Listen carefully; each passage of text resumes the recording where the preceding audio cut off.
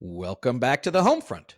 I'm your host, Reed Galen. Today, I'm flattered to once again be joined by Katherine Stewart. She has been covering the rise of the anti-democratic movement in this country for 16 years. She was on just in February to discuss her latest book, Money, Lies, and God, Inside the Movement to Destroy American Democracy, wherever fine books are sold. I also had her on to discuss her previous book, The Power Worshippers, Inside the Dangerous Rise of Religious Nationalism, that won first place in the the nonfiction books category from the Religion News Association. Katherine, welcome back. It's great to be here. Thanks so much for having me. No, thank you. So the reason why I saw something on Substack that you had posted about the value propositions that were being displayed in the big omnibus bill that Trump had demanded from congressional Republicans, and they passed just a couple of weeks ago now as we're recording this. Before we talk about that, I want to go to something that has been more on the headlines, but I think is being covered at a really superficial level so far. This idea of Elon Musk leaves the White House. He goes crazy on Twitter. He starts saying things about Donald Trump and Jeffrey Epstein. And we've heard a lot about this. He apologizes, then Trump sort of goes after him again, and now they're at this fight again, right? It's the most powerful man in the world versus the most wealthy man in the world. And then this memo, 2-page memo, comes out of the Department of Justice saying, oh, by the way, there's no Epstein list, blah, blah, blah, blah, blah, said and done, blah, blah. After they've already had, these goons to the White House earlier in the year with their binders and all that. But to me, what we're missing is not that Donald Trump has lied or that his people are hypocritical, Katherine. It's that this is a foundational piece of MAGA, the difference between MAGA or Republicans or conservatives versus Democrats. That's absolutely true. Look, this administration is waging a war on the truth. It's what autocrats do. They know if you can separate people from the truth, it makes them easier to control. And, in the past, today we're seeing epic levels of corruption. And it's not that we haven't seen some corruption in the past. I think about some of the sort of fake scandals or penny ante scandals of the past, but we've seen them more as a consequence of personal venality. What we're seeing here is that this is the way the government is actually doing business. It's not that they're hiding. Remember that when they said it's not the crime, it's the cover-up. Well, there's no cover-up anymore. It's just criming right out in public. But here's the thing, Reed, no society can really govern itself democratically in the absence of reasoned public discourse. Truth is the great enemy of anti-democratic movements of all kinds. And so attacking the truth is really the means by which they consolidate their power. Right. And again, the truth is that there are plenty of pictures of a guy like Donald Trump with a guy like Jeffrey Epstein. And how, did he kill himself? All this other stuff. But remember, going back to, was it 2016, QAnon, Comet Ping Pong, right? Hillary Clinton is trafficking children in the basement of a pizza parlor. A gentleman from North Carolina drives all the way to the District of Columbia with an AK-47, fires a shot into the ceiling. Thankfully, he doesn't hit anyone. Thankfully, he doesn't kill anyone. He goes peacefully. But the bottom line was that Republicans were the people protecting children, right? They were the ones who were always the quote unquote party of life. And Democrats were the ones who were harvesting children and drinking the blood of Christian babies and all of this really weird stuff that really got inculcated into the MAGA movement. I think a lot of it, 2016, yes, but I think a lot of it, you could probably tell us better, got even exploded maybe during the pandemic when everybody's just stuck in their houses and they're looking for reasons to or ways to explain the world. Now saying, oh no, by the way, all of those things we said all those years, just don't even worry about them, right? You saw a guy like Dan Bongino, who I've known since 2010, who spent years talking about how Democrats were covering it up because they didn't want their names, right? Their people's names. This is now the deep state, Katherine. Was he an agent of the CIA? He an agent of the Mossad? And it's just, again, because it was so foundational, the idea that Donald Trump was going to come save us from the deep state. He was going to come save us from the inhumanity of the Democrats. And now all that's being paid to his most loyal supporters. That's true. I mean, we really have to deflate the idea that there are both sides here, that both sides have always lied and therefore the truth doesn't matter anymore. Here's the fact. In a democratic system of governance, people need to hold their leaders accountable to the truth. But the fire hose of lies and disinformation, conspiracism is coming so fast, it's almost hard to keep up. I mean, just think about what's happened in this with this tragic situation in Texas. Anybody who's been paying attention knows that Donald Trump spent the last 6 months decimating FEMA, decimating the government, the warning systems through Doge, the people who were tasked with helping people in disasters. You know, the response to this tragedy in Texas has been absolutely shambolic and disgraceful. Kristi Noem was busy posting glamour shots of herself on social media instead of actually calling in FEMA responders. And meanwhile, Trump gets up there and says, oh, it's all lies. We were doing a great job and it's never been better. And meanwhile, Kristi Noem is there saying that, you know, the news reports are just fake news. They know they're just lying. And the sad truth of it is, Reed, that, you know, we're sort of disproportionately harmed by the policies of the Trump administration, the people disproportionately harmed by the BBB bill, you know, what they call the big, beautiful bill. Many of them are watching Fox News or following other right-wing media. On one side of the screen, they're going to see 120 people tragically dead and scores more missing, in part because of mismanagement. On the other side of the screen, they're going to see that Trump is finding a way to blame all of this on Joe Biden and Obama, and they will believe the leader. This is what all of this propaganda has done, unfortunately, to a sector of the voting public. Well, and I want to get to the leader principle that you just referenced there for a second, but I want to talk about Texas for a moment, because the other downstream piece of what has happened in Central Texas is the video of the Kerr County, I don't know if it's council or whatever, saying they don't want Joe Biden's money, right, for this stuff, that they don't want that. And that started, right, the disaster that we saw a few weeks ago started not when the rain started falling, but years ago when otherwise responsible, and I would assume coherent and cogent adults decided, I would rather take a political stand that helps me at the ballot box than helps the people to whom I have, who have entrusted me with their willingness to say you're qualified to govern. And that's part of, that's one thing that for me, I have said about Project 2025, Katherine, is it is designed to destroy the parts of government that help and protect people at the expense of the parts of government that can control people. And I think that whether or not you see that in Texas both years ago and now in the immediate aftermath of these floods, and it looks like they're getting more rain now, or in the aspects of this bill that just passed, which is going to aid programs at the expense of creating ICE as like the seventh largest armed force in the world, right? Why is it that so many Americans or so many voters, Republican voters, a party I grew up in, worked in, right, are willing to go along with that stuff? Because it seems obvious, but then you talk about it's like, remember when you go to the optometrist and they go A or B, 1 or 2, and 1 is blurry, 2 is clear, and then they do all those different permutations. And it feels like that's what so many Americans have up against their faces, that, here's the clarity, but then you add Fox News, you add Donald Trump, you add the entire administration, right? The entire administration, right, which is willing to lie on his behalf. And then all of the other organs and the politicians that are willing to do it too. And before you know it, it's not surprisingly that there's not a clear view out there. It's really true. You know, it'd be nice to think that if only the facts were presented properly and explained to people who voted for this horror show, that they'd figure out who's actually really helping them, and they would pull their support from the party that's actually acting aggressively against their interests. But unfortunately, a lot of those folks are low propensity voters. This is what Trump and his people did. They went after people who have not just their base, which they turned out, but they went after low propensity voters, people who are often, frankly, very politically disengaged. They don't feel very connected to politics. They seem themselves so removed from the political world that they can't identify with factions, or they don't really understand the way democracy works.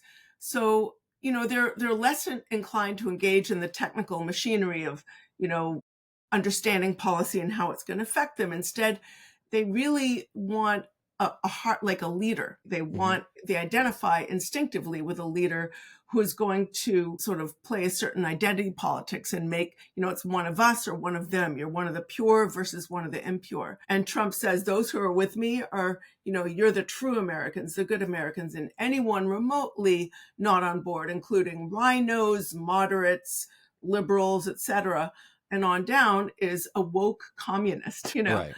You have people called rhinos counting as woke communists, and they want this leader to fight for them against all the elements of society that they see as sort of oppressing them or as threatening or hostile.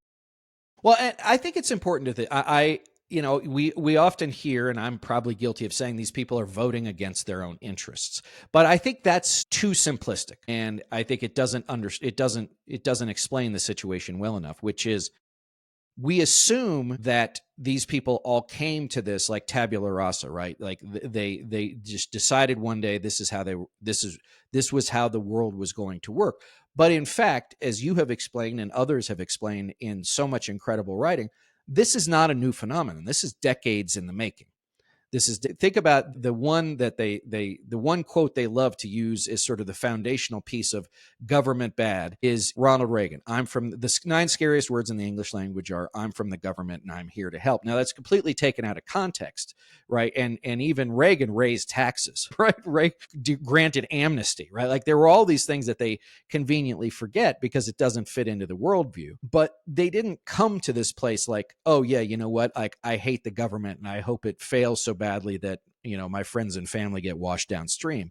It has been a systematic effort to get folks to believe that. And I think, to your point, like you can't just explain it away with truth. And Yuval Noah Harari's latest book, he said the problem is that the answer to bad information is not always more information.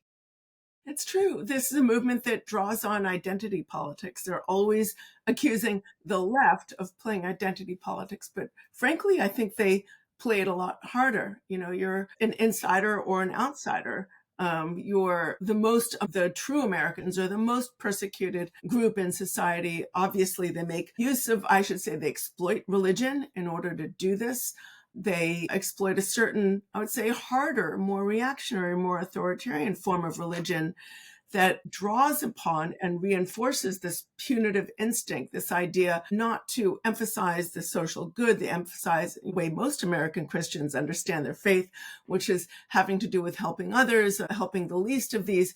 It's not really about accepting responsibility for others in society. It's really about encouraging them to punish, or their leader, to punish those who they perceive as disobeying, But, back to the sort of propaganda campaign that so many Americans have been subject to, I think people in Texas and so many others in our country need to be reminded of the many good things that government can do, that effective government can do, and the many bad things that happen or are happening now when you have an absence of effective governance or a kleptocratic and cronyistic governance, which we're seeing now. And you have to ask, who is this serving? Who is the decimation of our government institutions serving? Well, look, we have a lot of very well-off people in our country, and that's wonderful, but so it's only a sector of very well-off people. But that sector has invested huge amounts of money essentially in the destruction of democracy, Mm. because for, I think, both material and also psychological reasons, they're investing in propaganda and disinformation networks that are funneling this kind of messaging down to the rank and file voters, who end up then voting against their interests. They get them to vote on these culture war issues like abortion or, same-sex marriage and things like that. They know if you can get people to vote on a single issue, or you can get them sort of wrapped up in this sort of sense of identitarian righteousness, you Mm. can control their vote by, fixating on scapegoats or the woke communists and other bad people, allegedly bad people. And then those folks aren't going to notice that they're voting for politicians whose policies are actually making it so much harder for their families to succeed. I want to ask about this. To me, you've probably been seeing it for a while. I watched the interview of Peter Thiel by Ross Douthat of the New York Times, and Thiel seems to have glommed on to a lot of Old Testament religion. Then he throws in some New Testament stuff. But what is it about the tech bros that they've now decided Christianity is the next thing? Is that they are all scared of death, or they're scared to death of death? Do they believe that they are going to bring about the end of days? Teal mentions the Antichrist. Then Duthat asks him, do you think the humanities should survive? And it takes him like 15 seconds to make a decision. They're really poorly drawn Bond villains in So so many pro-life, ways. right? I Yeah, know. so pro-life. I think for some of them, it's a strategic decision. I don't imagine for a minute that somebody like Elon Musk is, out there really pondering the Bible every evening at his bedside. I think for some of them, they see partnering with religious nationalists as the price of doing business.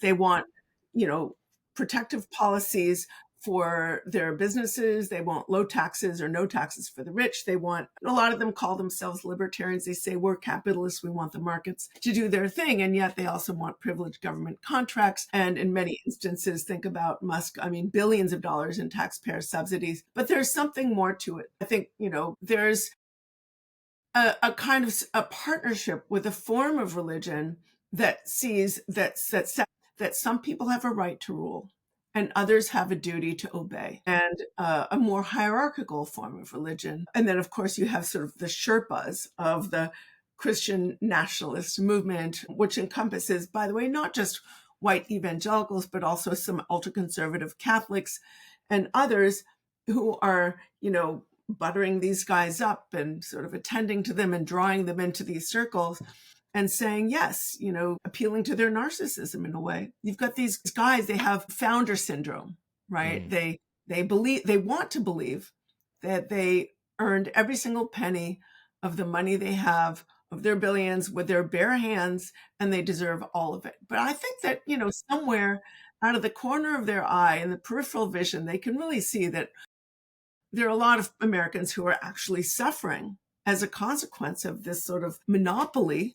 Just think about how many mom and pop shut down after the launch of some of these monopolistic businesses, and communities hollowed out. And that kind of criticism affects their kind of narcissistic view of themselves. So they want to squash those people. They want to silence them. And they'll happily buy into any ideology that says, yes, you have a right to rule, and Well, others have a duty to obey. Well, in probably my favorite book and movie combo, Tinker Tailor Soldier Spy, George Smiley, the protagonist, the sort of spy master, says, remember that fanatics always harbor a secret doubt, and that's what makes them beatable, right? And that's exactly to your point, which is that's why they have to squash those that dare to claim that, no, you don't have clothes on, or no, it was actually a bunch of nerds in the basement of the Pentagon that invented the internet that you would have nothing without. But again, that would take away from their belief, almost messianic in some weird ways, Catherine, right? Absolutely That messianic. like, yeah, Obsessed go with ahead. heroes. Yeah, they're obsessed with heroes. They see themselves as these great heroes, these great saviors of the West, even as they're betraying every Western value worth saving. They're also, just think about it. The world's richest man taking food out of the world's poorest children is really disgraceful. People talk about Musk starting a new political party, and I'm like, have at it, whatever. He says he's going to do a lot of stuff, and then he doesn't. The rockets keep exploding and so on. But people should never forget that millions of people around the world are starving to death or dying of preventable diseases as a consequence of this man's actions. I want to actually ask you about that. How do evangelical Christians, very faithful Americans, predominantly Christians, how do they square the ending of something like PEPFAR in Africa, which George W. Bush was the spearhead behind and truly cared about it, and by all estimates has saved millions of lives, right? How do they square that with, because Bush is, Bush is a faithful man. This guy went to church every Sunday, still goes to church every Sunday, right? Believes in the idea of a spiritual power that can help guide him. Now, look, I worked for the man for many years, so I don't think always that spiritual guidance helped him. But in this particular case, there was nothing but a net positive good for humanity, and now they're like, forget it. So ironic that you should ask me about this, because just before I got on this call, I came across a piece. I don't remember if it was the Washington Stand or one of the conservative Catholic publications, where they're talking about the end of PEPFAR and why they think it should end. And they say AIDS is spreading because of sexual immorality. They said rampant promiscuity or something like that, without really. They said that's what causes, HIV or AIDS, however they put it, rather than a virus that, many people who are frankly aped, unfortunately, have, raising families, and they're, the husband is a truck driver, and maybe he's whatever. There's an infidelity, and all of a sudden you've got a mom dying without really understanding the facts on the ground, and the facts that are leading to the spread of this tragic disease. Instead, it's just a total blame on immorality rather Would than you, seeing this disease management. There was a piece of the part of the piece where they talked about how it used to be abstinence, faithfulness, and then condoms only if necessary, right? And mhm. they said, and they called that the ABCs. We've abandoned the ABCs, and now it's just rampant immorality. And Now, I'm if like, this was happen, if PEPFAR was not aid to Africa, but was aid to Norway, would it still be there? and under this administration, it's really hard to say. It's really hard to say. I mean, they're cutting stuff across the board. They're cutting stuff to Americans. I mean, we've got an $800 billion plus cut to Medicaid. We've got rural hospitals that are going to close. We've got old people who are going to be cut out of nursing homes, which are already feeling the effects of this. We've got, this is what kind of administration takes food away, school lunches from poor children in America. I mean, forget about Norway. But meanwhile, you've got people like J.D. Vance dismissing all of this and signaling that the most important thing is the investment in ICE. So who cares about leaving people without health insurance or hospitals if you can savor the pleasure of watching illegals, many of whom have never had any, have no, resident aliens who have, many of whom have no accusations of, no legal record, no No, they've record lived of, here for many years with and yes, worked, paid taxes, right? And people are like, oh, they don't pay taxes. They pay sales taxes, they pay rent, they pay and, like there's all these things, right? Like and that's the dumbing down of the argument, right? And also, of course, Catherine, they're not kicking out, they're not finding the worst people, right? Which I assume they could find pretty easily. They're that taking can't. anybody they can get their hands on. Right. They're just taking anybody who happens to look brown. And many of them end up being here under totally legal circumstances. They're going through the process.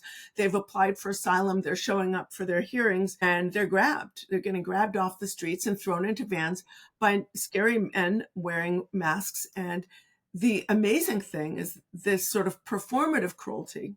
It's pure cruelty, but they're doing it as a performance in order to scare people, in order to sort of deliver on Trump's promises of vengeance, on his promises to punish those who are different. And now, of course, look at what he's doing with Rosie O'Donnell and a few others. He's actually promising to take away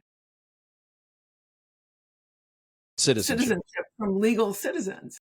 Yeah, and I think that's one where I will knock on us, those of us that talk about this a lot, is like that is such a distraction, right? That's such a bright shiny object. You should go, that's stupid, and move on, right? Like Rosie, I think she moved to Ireland anyway, and Rosie I like, but I think she's probably going to be fine, right? But that's one where it's like you see the bright shiny object and everybody chases. Like, don't chase it, guys. Don't chase it. It is. On the other hand, because she's a celebrity, et cetera, and grabs the headlines. On the other hand, Trump was caught on a hot mic speaking to the president of El Salvador, saying naturalized citizens are next. When he said, you got to build five more. I'm paraphrasing a little bit here. He said, next we're going to bring in naturalized citizens. So we do have to consider that, because, again, Reed, they told us what they were going to do. Right. They've And never they do been it. shy. Right. And then they tell us that they did it. And we had Project 2025, 900 plus page document sort of laying out what they were going to do. And I remember in advance of the 2024 election, there were so many people saying, oh, that's not going to happen. It's not real. And Trump, was like, oh, never heard of her.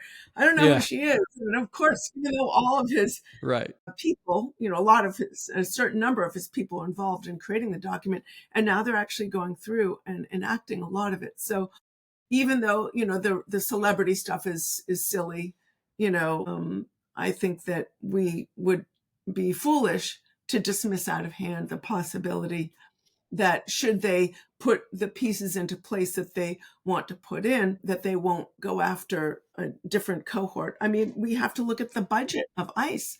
We started this conversation, you pointed out that their budget is enormous. They're building facilities. Why would anyone think if they build those facilities, they won't find people to fill them with? Right. It's like adding an extra lane to a highway, right? It doesn't make traffic, it doesn't give you less traffic. It just adds more cars to the highway. I want to talk about El Salvador for a second. I was over the 4th of July, ironically enough, Catherine, I was talking to a couple of guys who I hadn't seen in a while. They're about my age, late 40s, professional, college educated. We live in a very nice town. Not Trump supporters. They voted for, I mean, we live in Utah, so take that for what it's worth. Not Trump supporters.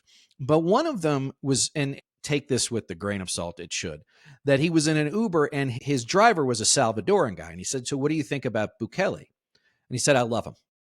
He said, why? Because there's no crime anymore. And he said, yeah, but isn't he just picking people up? And he said, my family told me a story of a little boy riding on a bicycle at an intersection and a car rolled up and somebody rolled down the window and shot him twice in the head. He said, that doesn't happen anymore. Right now, again, this could all be apocryphal. Who knows? But I think it's a telling story that a lot of times people will accept security in place of freedom. Right. And, we go back to Abraham Lincoln, people who will trade security for freedom deserve neither. But people will, because if they look at it not in the context of what's right or what's wrong, but again, we are all the movie stars of our own film. How does this affect my life? And if all I have to do, Catherine, is keep my mouth shut and say, you know what, like if I saw something that they're picking people up at the airport for saying something silly about Donald Trump on social media, like, why am I going to do that? I don't need that, right? I'm just trying to, I'm coming back from a family vacation. I don't need this trouble. I don't even care that much. I don't like him. I don't like the other guys. You know what? I'll just keep my mouth shut. And I think that's where between that and then what has already been a, catastrophe as far as voter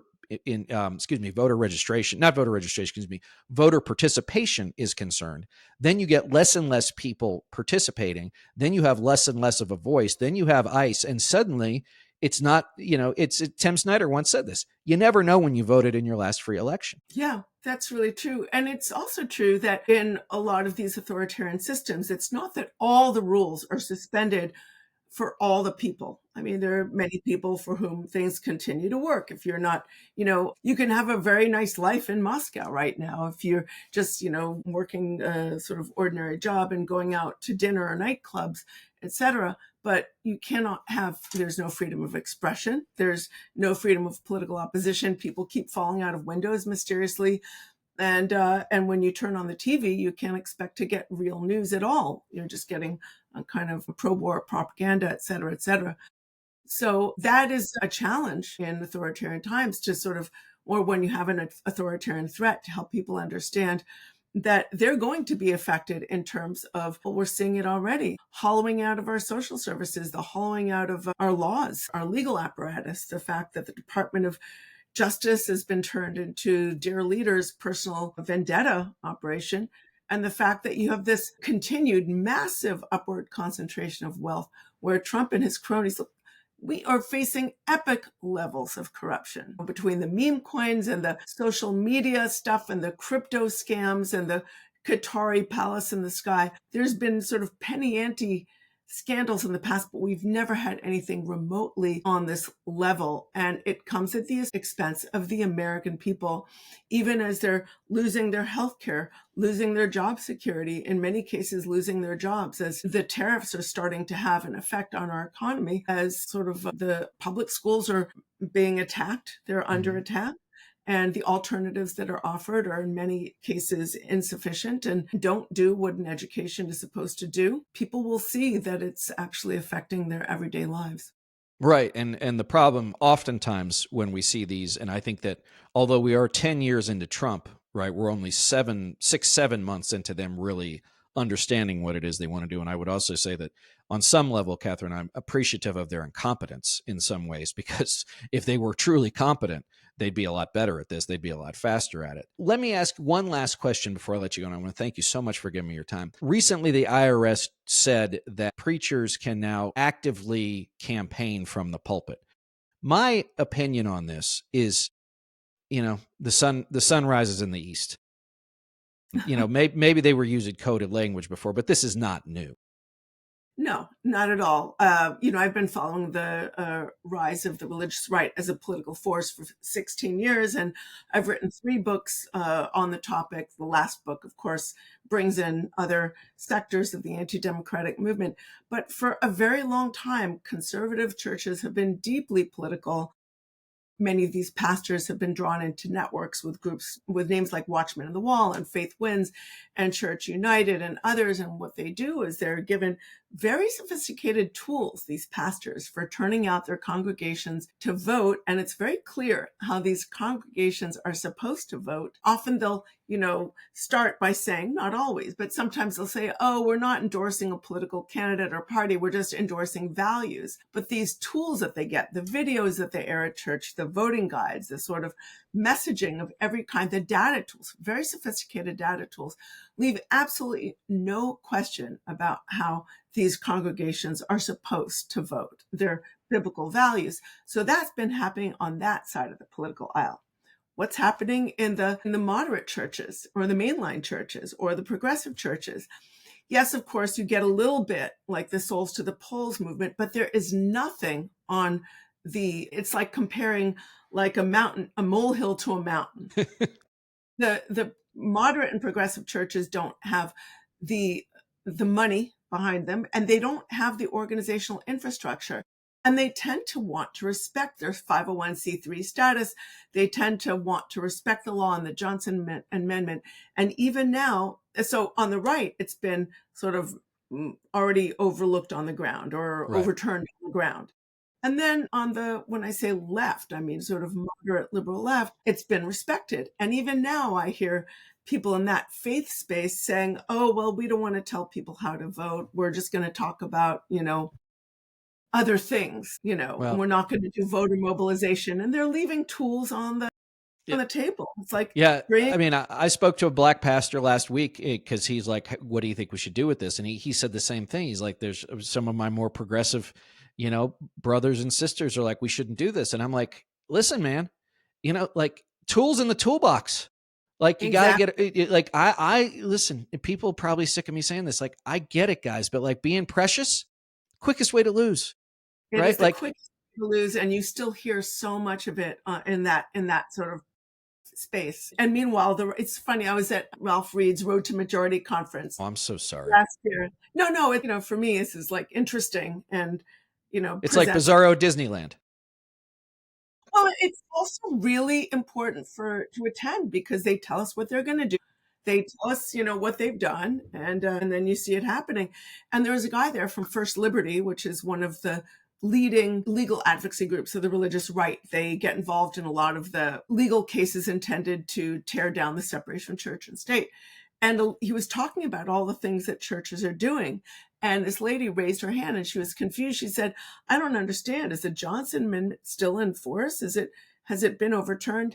And he said, you know what? If a tree falls in the forest and no one is there to hear it, does it make a sound? And everybody laughed. The whole room erupted in laughter because what he was saying is it's already happening. Like, we're not respecting the spirit of the Johnson Amendment, and in all cases, and many, or if not most cases, certainly not the letter. Right, and that was my point to my friend last week, and I think one he was already agreeing with, which is this stuff happens. You can clutch your pearls and talk about your moral superiority. You can say, okay, what does that mean for us? What can we do now that we haven't done? Now, of course, in a situation like we're in, of course, as you said, not everyone is created equal. It could be that a black church or a progressive church tries to do this and somebody says you shouldn't do that, and they find some reason to bust them. That's going to happen anyway. If they're looking to do that, they're going to do it anyway. So you might as well go down fighting. And to me, and I say this for the entire pro-democracy movement, pro-decency movement, Catherine, is there's still this belief that somehow, it'll all, the fever will break, it'll all reset itself. And that's just not how it works. That's not Yes. how it works. I don't know if you know Alexis Coe, great presidential historian, and she said, the thing she says about the arc of history bending toward justice, it does, but not by itself, right? And This and is I think true. that's a brilliant move. And like to me, it's like, guys, you have to decide not one step further, right? This is the line. Or, okay, yeah, I don't like this stuff, but you know what? I'd rather not always feel the best about what I got to do and say, we, the good guys, won. And I hate to make it binary. Well, we didn't do anything, but at least we can live in our ivory tower while the rest of the world burns. Right there with you, Reed. You know what else we need to stop doing is purity testing one another. If you look at history, the mistake that a lot of folks made when they were presented with the rise of fascism is that they thought people immediately to their right or immediately to their left were the enemy, rather than looking at the movement that was trying to tear things down and create a new, more authoritarian order. And I think that's something else we have to consider. To paraphrase a former president, person who agrees with you 80% of the time is not um, uh, your 20% enemy. That's your 80% friend. There's more. If we can agree on more than we disagree on, we can work together. We're not all going to get everything we want. It's like a big noisy family. We probably shouldn't get everything we want, but if we can agree on some basic democratic principles, the rule of law, justice, equality, then we can work together. Yeah, and that democracy has never meant you get everything you want. That's never been the Exactly. thing. Democracy says it is going to be a big, ugly, messy, loud family, and we're going to argue about this stuff. And more often than not, what we're arguing about is method, not goal or objective. Now we can't agree on goals, objectives, even basic reality between, the folks in the White House and everybody else, or those who are willing to call out what they see as insanity, even if they have an R behind their name. And too many of us who are, either big D Democrats or on the outside, like I am, as an independent, saying, this is like, we're not going to get there this way, guys. We're not going to push back on this. And, to me also is, okay, so we don't like him. Okay, so what do we like better? What do we want to do instead? I mean, theoretically, in 3 years, Trump will be on his way out the door. What are we espousing for the American people? What are we espousing for them now? And I think far too often, being anti is easy and it makes you feel good, but the problem is it's a sugar high. It doesn't fill you up, and it doesn't get you to where you need to be. You just get tired and you say, forget it, doesn't matter. Yeah, the right does both things. They talk about how we're facing this apocalyptic threat because of these horrible woke communist rhinos or whatever. But then at the same time, they do articulate a positive vision of America. Ladders to climb if you choose to climb them. They wrap themselves in the American flag and dress in red, white, and blue, even as they're tearing down the foundations of our democracy and its institutions. But that sort of positive vision of America, what America can be, the American promise is really powerful, and I think that that's something that we would do well to reclaim and articulate. Well, listen, amen to that. All right, Catherine, thank you so much for joining me today. Before I let you go, where can everybody find your work and where can they find you online? Thank you so much. My latest book is Money, Lies, and God Inside the Movement to Destroy American Democracy. It's a New York Times bestseller. It's available everywhere books are sold. My other books, The Power Worshippers and The Good News Club, are also about this movement, but in an earlier era. I'm on Blue Sky and Katherine Stewart at Blue Sky, still on Twitter a little bit, and I've launched a Substack called Money, Lies, and God. So you can find my writing there and in many other places. Perfect. As always, gang, you can find me on Substack as well at the home front on Twitter Twitter. Where the heck am I on? Twitter, TikTok, and says.us at Reed Galen on Threads and Instagram at Reed_Galen USA. I'm also on YouTube.